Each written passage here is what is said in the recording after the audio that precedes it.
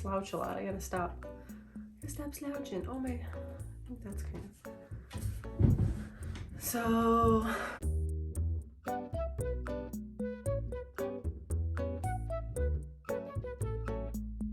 Hi YouTube, welcome back to my channel.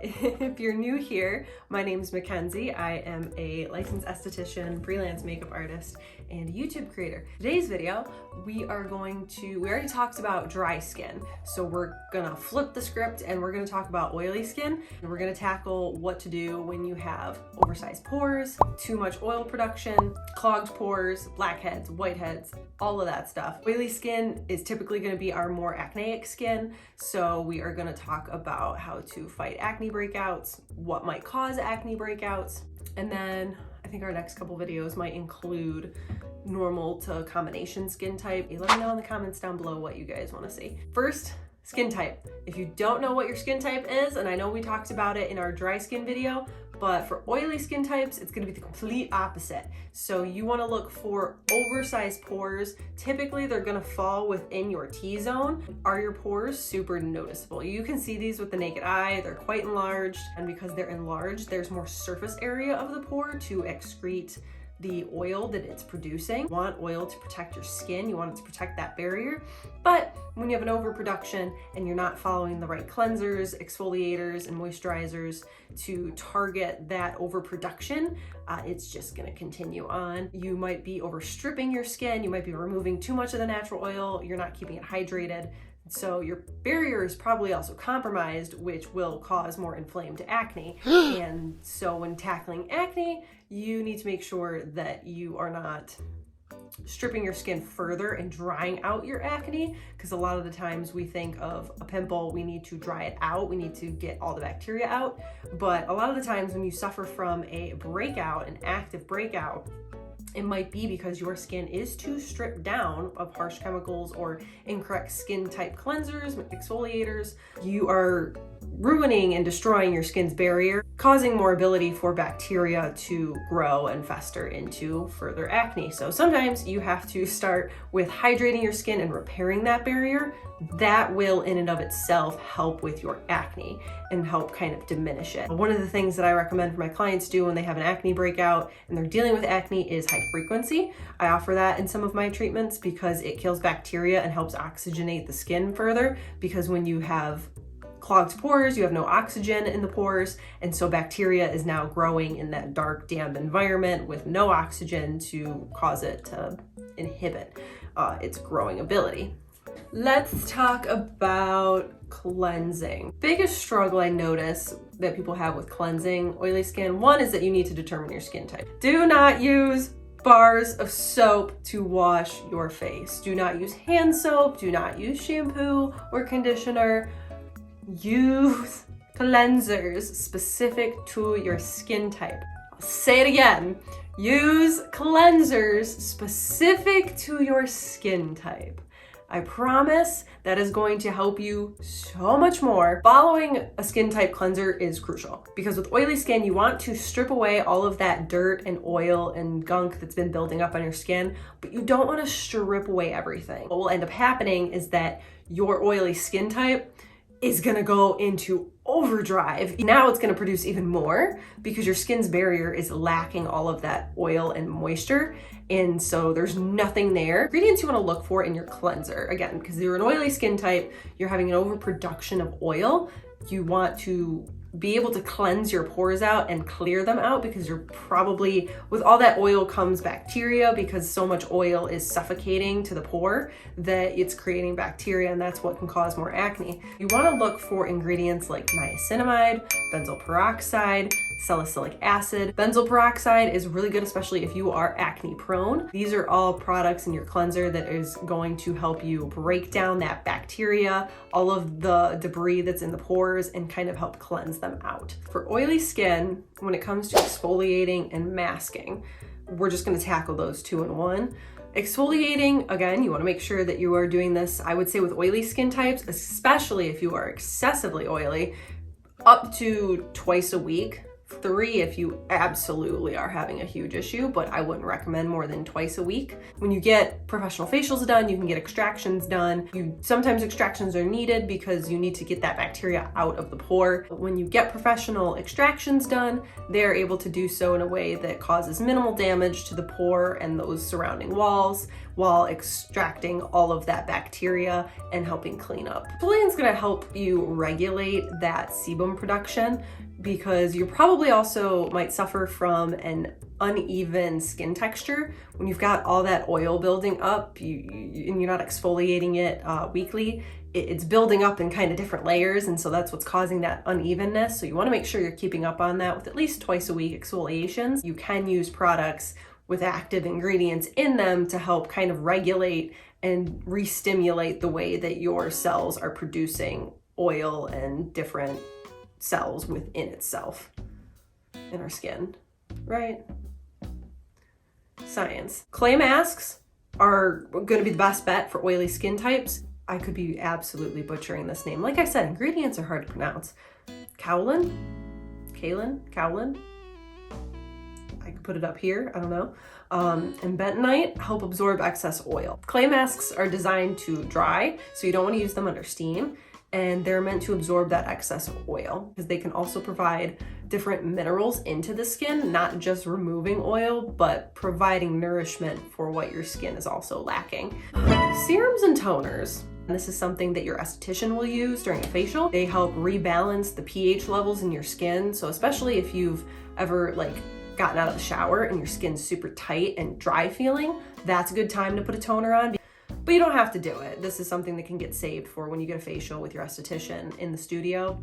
Personally, I do love them. I do a bunch of different stuff when I'm doing my skincare, so this helps to have it kind of there and ready to spray on so my skin doesn't feel as tight and as Serums though.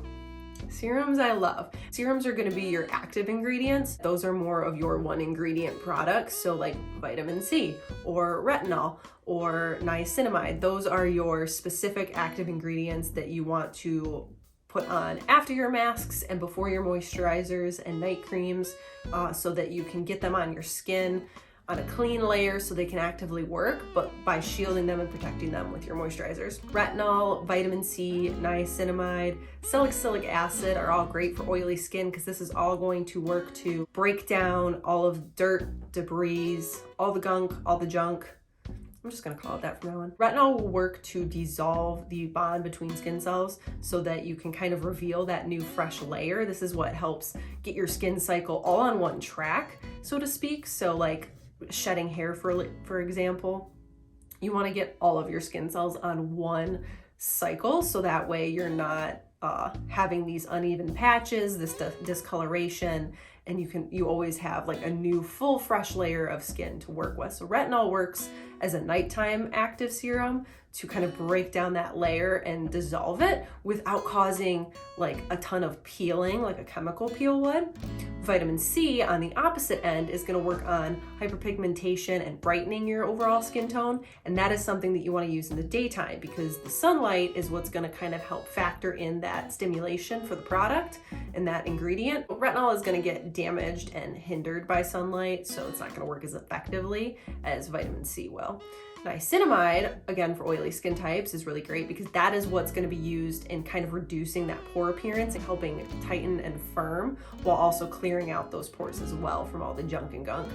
Salicylic acid, that is going to be kind of your powerhouse in declogging your pores and like breaking down all of that bacteria and killing it. Let's talk about ingredients that you don't want to use if you're an oily skin type. With oily skin, yes, you do want hydration, but at nighttime, you don't need this thick mask over your face.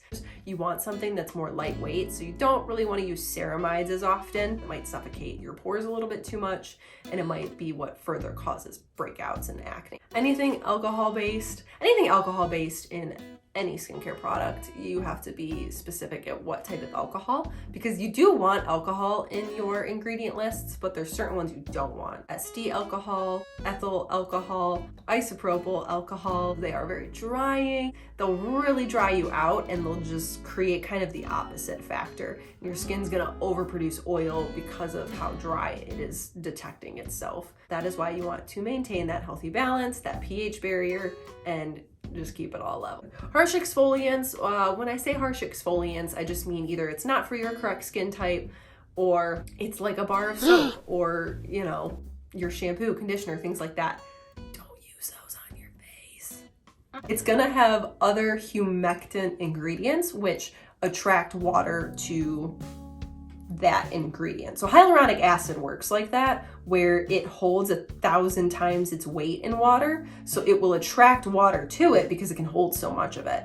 Kind of like how magnets work. It will attract it to it. So it's bringing water to the surface. So a lightweight moisturizer is going to be water-based with ingredients that are going to bring water from the rest of your body to the surface of your skin without being a occlusive, heavy, suffocating shield of moisturizer, but something that is in fact light and breathable. This is why I tell you to stay hydrated and to drink your water. Your body can't pull water from somewhere where it's not receiving any water to begin with.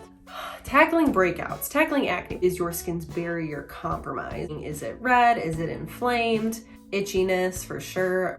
Those are kind of some signs that you might have a compromised barrier. Making sure your skin's moisturized, adding in those humectants that will attract water to the skin, keeping it moisturized, keeping it healthy, and using the correct skin type products to do so is gonna help you tackle your acne.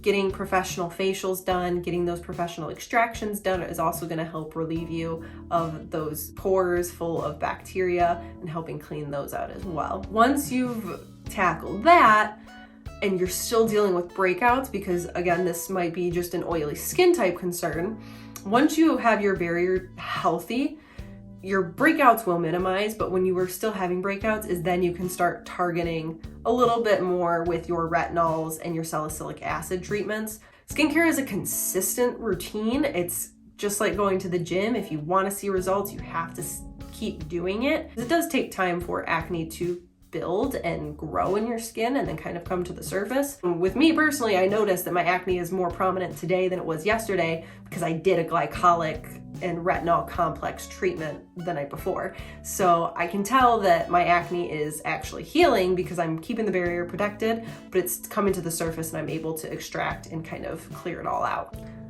And that, my friends, is a bit of an oily skin routine and what you can kind of do to combat that. So I hope you guys liked this video. I hope you took something away from it. You learned a little something. Stick around. I've got some more videos coming out. So go ahead and hit that like button and that subscribe button, wherever it is. Like I didn't look to see, it's somewhere. So wherever it is, go ahead and hit it. Ring that little bell. Get all my notifications because I know you want to see more. Because we're doing better at this. We're getting good at YouTube. Woo! I think. I don't know. Bye.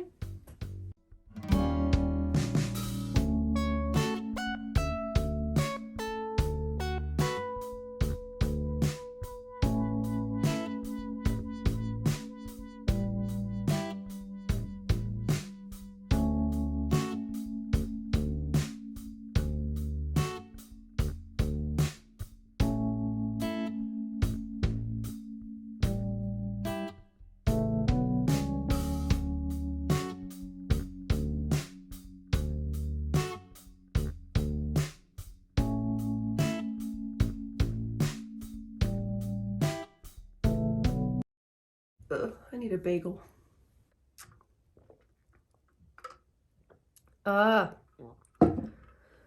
If these hiccups stick around for this whole thing, I might just